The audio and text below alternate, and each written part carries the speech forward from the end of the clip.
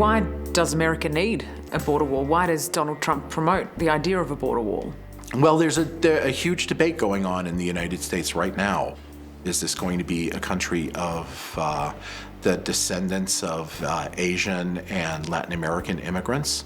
Or is it going to be increasingly aging, closed-in country? And Donald Trump's constituency is the white nationalist, aging, close ourselves in, hide from the world constituency. And the border wall appeals to them. It's great politics, but it's not great policy. You might as well dig a hole in the desert in New Mexico and bury $8 billion in the dirt as build a border wall. Why don't they work?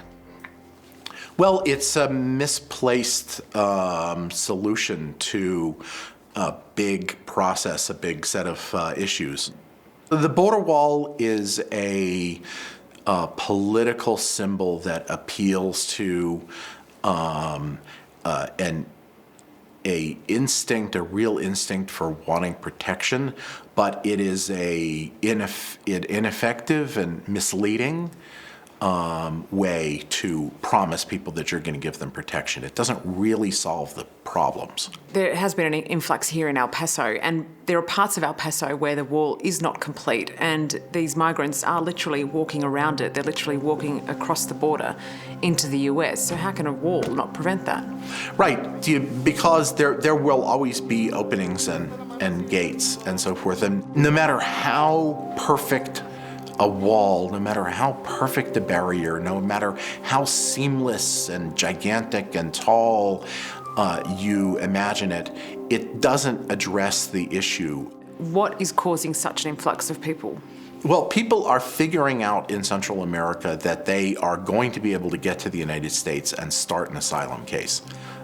So they have worked out a series of effective routes, smugglers' operations that can get them through Mexico, which is a very dangerous environment, can get them through Mexico safely up to the border.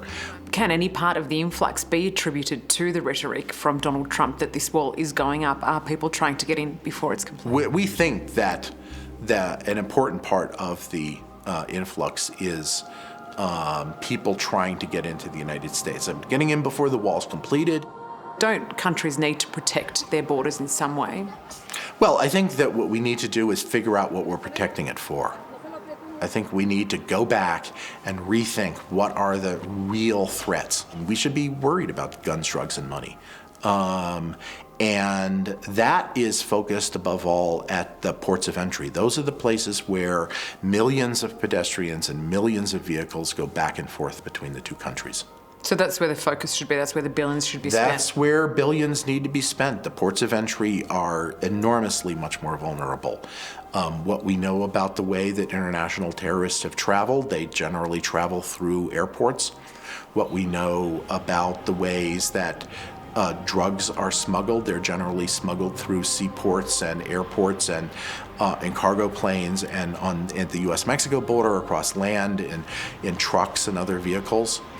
If we look elsewhere now, rather than just the US, if we go to Europe, we've seen since 2015 6 new walls being built throughout Europe.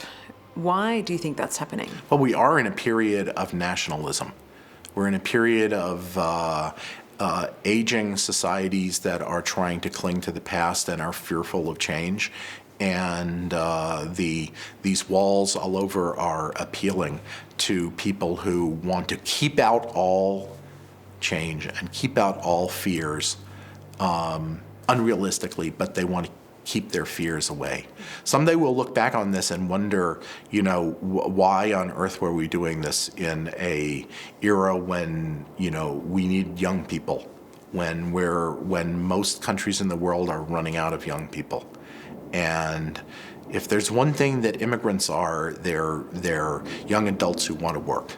And it's amazing to me to think that we're denying people who want to walk in and go to work feeding us and taking care of our elderly and cleaning our buildings, and who are young, I mean, this seems to me to be a very perverse fantasy of grumpy old people.